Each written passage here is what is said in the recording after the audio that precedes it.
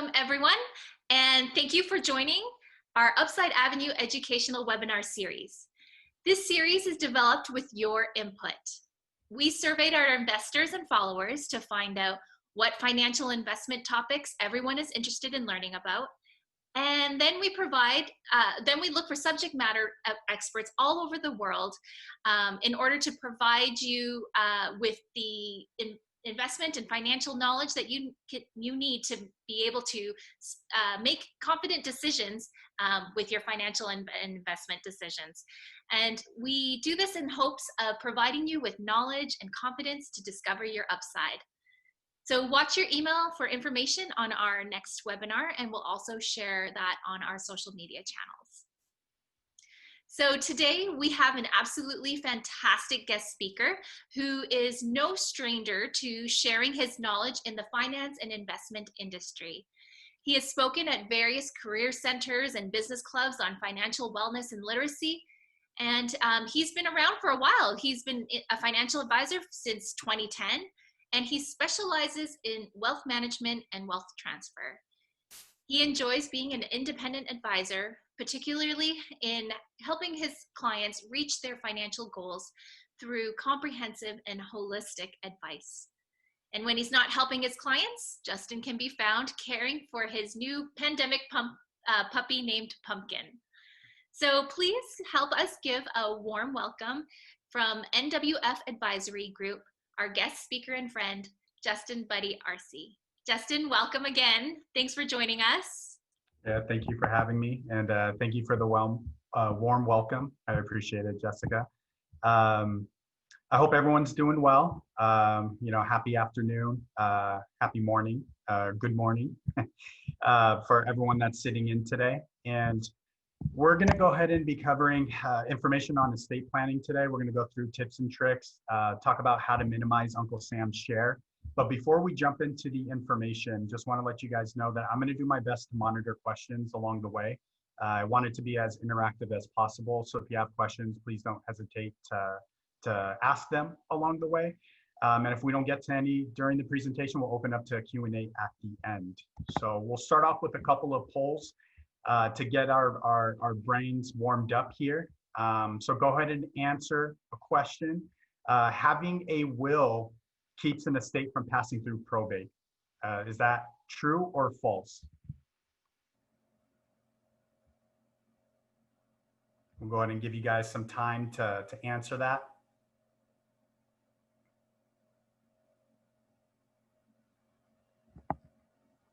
All right, we'll give you 5 more seconds for some more answers to come in. 3, 2, 1.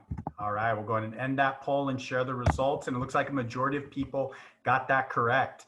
That is false. Having a will not keep an estate from passing through probate. And if you're not too sure what probate is, we're going to cover that a little bit later. We're just going to go through a second question.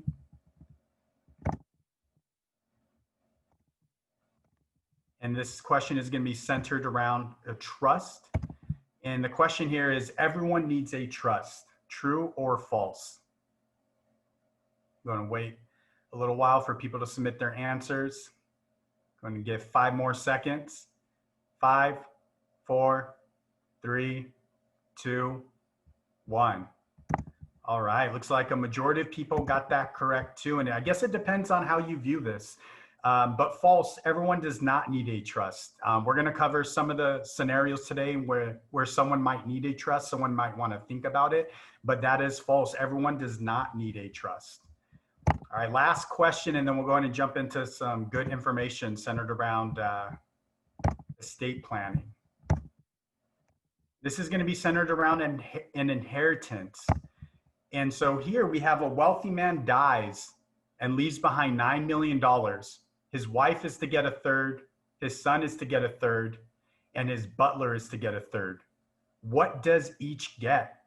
Is the answer 2 million, 3 million, or 4 million? So again, a wealthy man dies and leaves behind $9 million. His wife is to get a third, his son is to get a third, and his butler is to get a third. What does each get? Is it 2 million, 3 million, or 4 million? We'll give 5 more seconds. 5, 4, 3, 2, 1. All right, and share the results.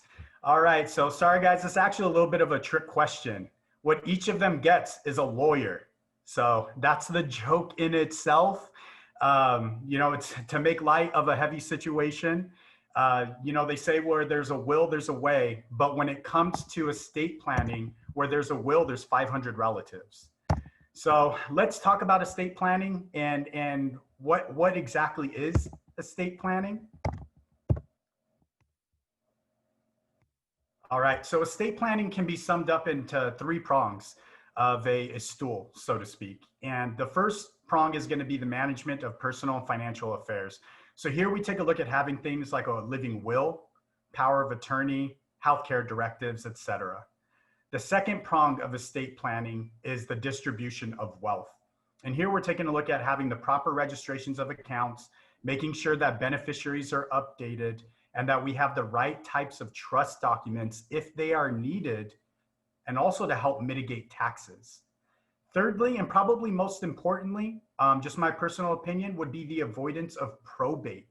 Now, keep in mind that today's information and education is not to be a recommendation as to what you should do, but this should just be education for your knowledge. You would want to take this information and speak to a law professional on how that may apply to you.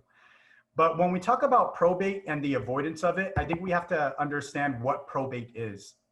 And the definition of probate is the proving of a will.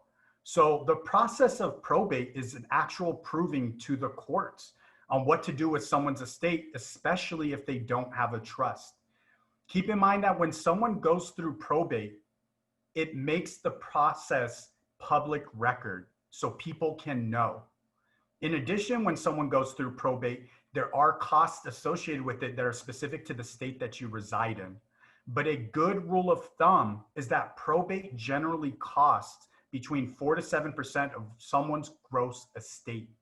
So to put that in perspective, I know a lot of people on the webinar today are in Texas, but to give you a California example, probate is somewhere around 4%. It's on the gross value of an estate. So let's say someone owns a home, and that home is worth $500,000, but they have a mortgage on it for $300,000. Let's say they pass away. They have a kid, the kid's gonna inherit the home. Probate tax is gonna be owed on the full $500,000, not the $300,000. So that's a 4% probate tax on $500,000. That's $20,000 in probate taxes, in addition to whatever attorney fees that there may be. This probate tax has to be paid before the house is inherited. And it also has to be paid in a short-term time frame, usually somewhere between 6 to 9 months. So one of the first tips is that when someone has real estate or significant amount of assets, might want to consider having a trust. But not everyone needs a trust. So before we get into the conversation of having a trust, we start with registration of accounts. And registration of accounts can be done a number of different ways. One of the most common ways is joint ownership of accounts. So these are going to be for accounts that don't sit in retirement accounts. So these would be non-retirement brokerage accounts. There are a lot of different types of joint ownership out there. There's community property, there's with rights of survivorship, there's tenants in common. Each one kind of has their own uniqueness to it in terms of how that money is going to pass to a surviving joint owner. And then also how taxes will be implemented on that money once it's passed. Will it get a half step-up basis or a full step-up basis? And if you're not sure what stepped-up cost basis is, don't worry, we're going to cover it in 2 slides. But keep in mind that every state is different. So depending on the state you reside in will determine what type of joint ownership you should have on accounts, especially if you're married or have a partner. Other types of registration of accounts to help avoid probate would be PODs or TODs. These are payable on death accounts and also transfer on death accounts. So the most common types of payable on death accounts are bank accounts, checking, savings, money market, CDs, those types of things.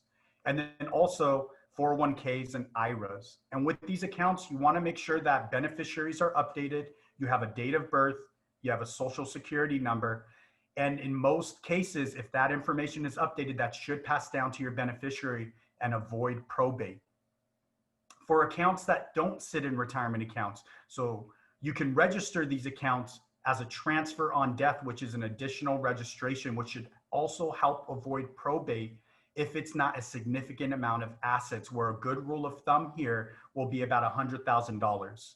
Where someone doesn't have a trust and they have accounts worth under $100,000, they'll want to slap a transfer on death registration onto it to help avoid probate.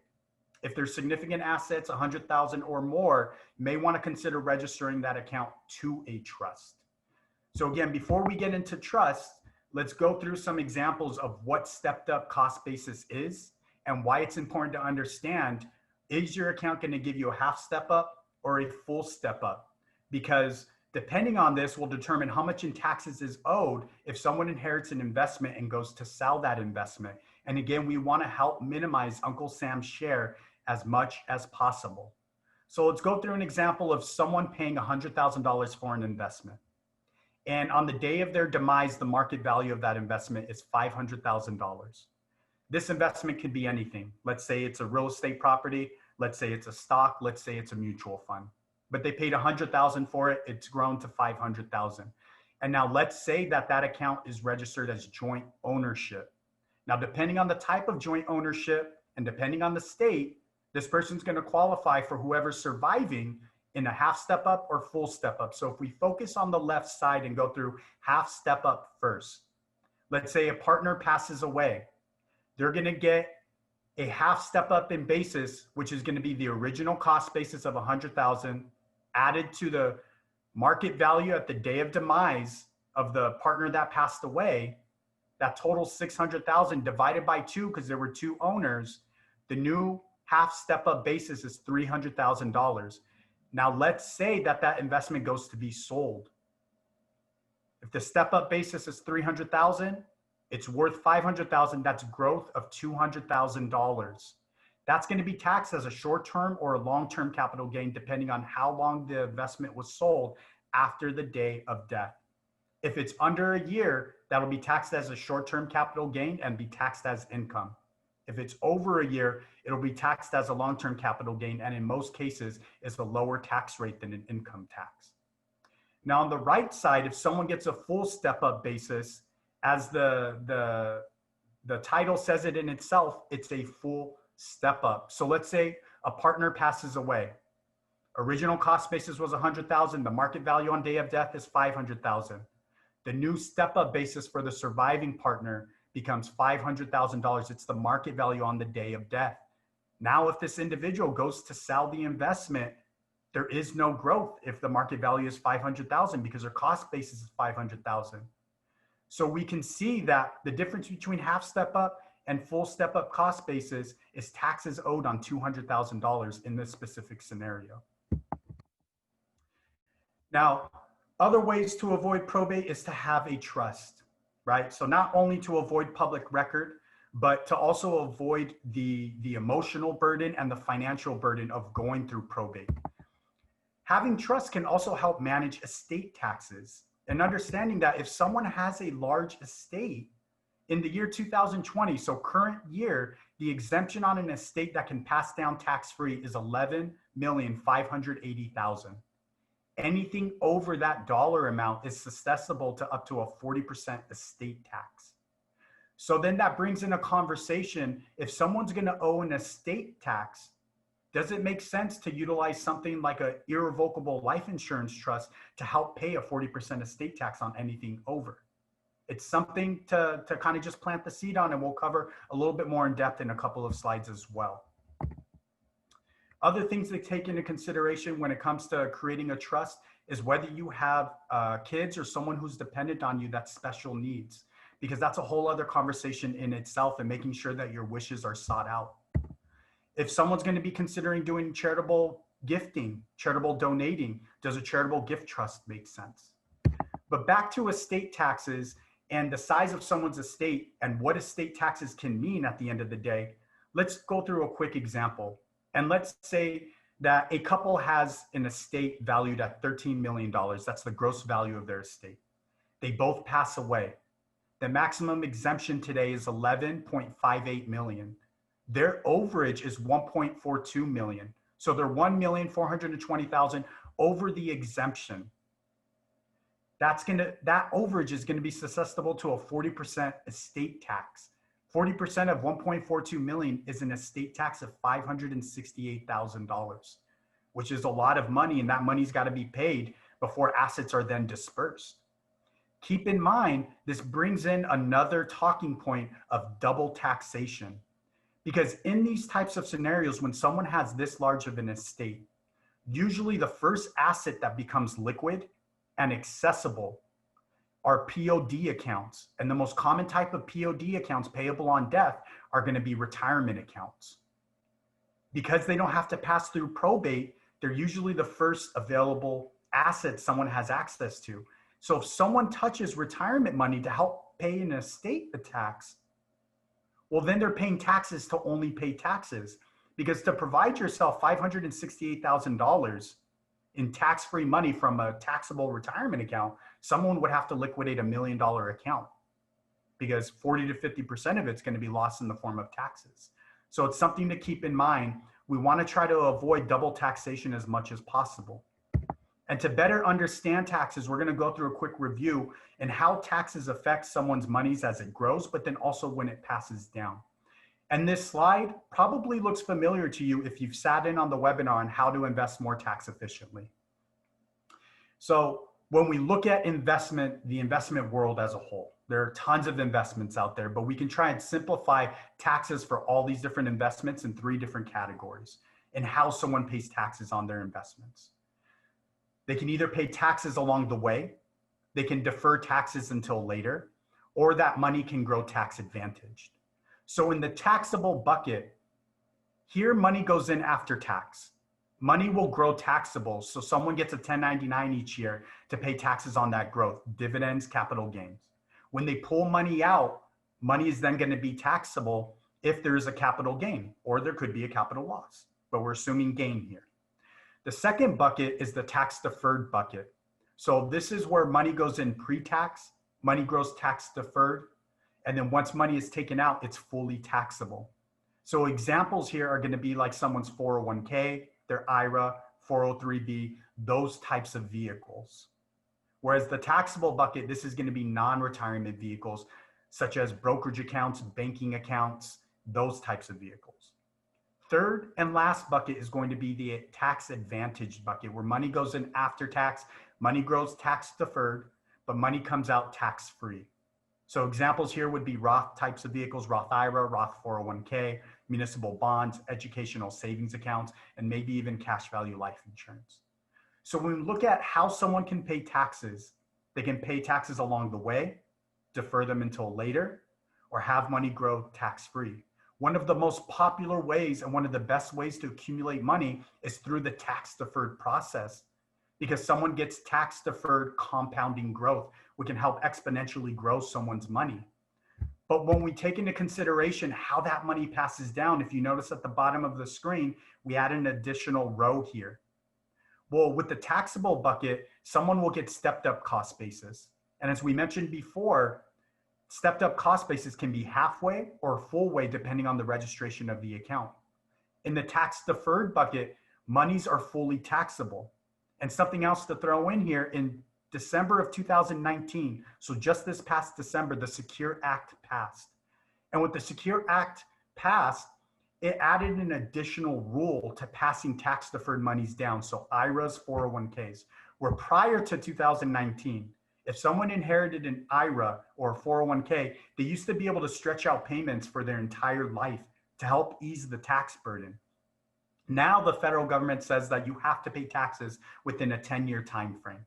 So it shortens the amount of time that someone has to pay taxes, which actually hurts this bucket when it comes to passing money down. Tax advantage will all pass tax-free. So as we mentioned in the prior slide, one of the best ways to accumulate money is through tax-deferred growth. One of the most hurtful ways to pass money down to the next generation is through tax-deferred growth. The more appropriate buckets might be the taxable and tax advantage bucket. So it brings up a conversation of maybe rearranging buckets as time goes on. Someone gets through retirement and then they're now looking at that estate planning process. So I'll pause there. And before I go ahead and cover these concepts, take a sip of water and see what questions have come up. so that we can start to get to those. Great. So Justin, I still can't see the questions, like any questions that pop up in the Q&A window. So I'm going to rely on you to look at the questions. And it doesn't look like any questions have come up yet. So we'll go ahead and put that down. And as you guys are formulating your questions, I have a few more things to go through. But yeah, I mean, that's a lot of information there. And some other estate planning concepts that are out there would be through the forms of gifting. So some other things to keep in mind when someone is going through the estate planning process is that they are able to gift up to $15,000 a year without incurring additional taxes. They can even sum up 5 years worth of gifting once every 5 years. So they can total $75,000 of gifting once every 5 years. So let's go through an example to better understand this. Let's say myself and my wife have 2 kids and we're going through the estate planning process. We want to start giving money to our kids so that way they can enjoy it while we're alive. Well, I can give $75,000 per child and my wife can give $75,000 per child. We can gift up to $300,000 to our 2 kids jointly once every 5 years. So it's a good way to maybe start thinking about how to get money out of someone's estate, especially if they're going to be susceptible to probate or estate taxes. We talked about estate taxes. You know, one of the problems with people that have large estates and when they're over the exemption is that life insurance traditionally gets counted as an asset, where life insurance is supposed to pass down tax-free. One of the exemptions and where it doesn't pass down tax-free is when someone is over the estate tax exemption. So one of the ways to help leverage life insurance to pay estate tax and make sure that that death benefit is still tax-free, they can remove the life insurance from their estate, put it in a separate trust through the form of an irrevocable life insurance trust, which is also known as an ILIT. So that way they can use tax-free dollars to pay an estate tax. On that same note, there are such things such as second to die policies, where life insurance traditionally covers 1 life. Well, second to die policy, as it sounds, it pays out when the second dies. So this is great for couples that may be also looking for a different way to help pass down tax-free monies to help with estate planning settling. Other ways could be through charitable gifting, charitable donations. And one of the unique ways, if someone's already planning on giving to a charity already, and they want to reap some of the benefits while they're alive and give to charity while they're alive, well, with retirement accounts at age 72, it used to be age 70 and a half, but now at age 72, because of the Secure Act, if someone doesn't need money that is within their retirement accounts, that's when Uncle Sam says, hey, you have to start pulling money out through the form of required minimum distributions. They have to start taking distributions and add that to their taxable income. Well, if someone wants to give to a charity, they can funnel that money. They can use some of that RMD, give it to a nonprofit, to a charity, or even funnel it through a life insurance to provide a leveraged dollar amount to pass down tax-free to the charity. It qualifies for their RMD amount, and they don't have to claim that for income. So it satisfies RMD and they don't add additional income to their taxes.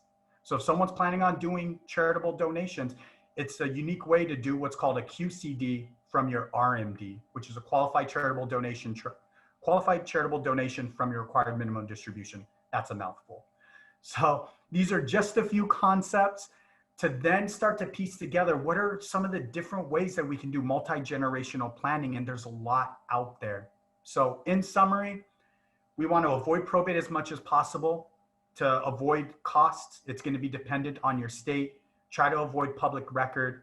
Have trust where it's appropriate, so then that way your wishes are sought out. But most importantly, probably use a professional team. Utilize an estate attorney, a CPA, a financial planner, and get all these individuals planning together. Because if you're going through the estate planning conversation, you've probably worked very hard to accumulate what you have. You don't want to make sure that you keep it as whole as possible. It goes to whom you want, and we minimize Uncle Sam's share as much as possible. So I'll go ahead and pause right there and see if any questions have come in. All right, so we got a question here. It says, if an inherited IRA was inherited 10 years ago, do the new rules apply? Very good question. And the answer is no. The new rules do not apply. So your grandfather didn't, so to speak. So the Secure Act will only affect IRAs that are inherited after December of 2019. Very good question. Thank you for asking that. Go ahead and wait a couple more minutes to see if any other questions come up.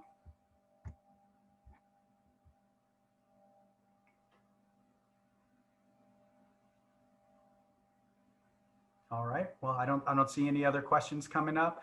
I have a question, Justin. When it comes to QCDs and using that into RMDs, what qualifies as a charitable, the QCD? Are there certain charities that don't qualify, or? Very good question. Yeah, in most cases it has to be 501c3. So they themselves qualify for the tax exempt status. Very good question.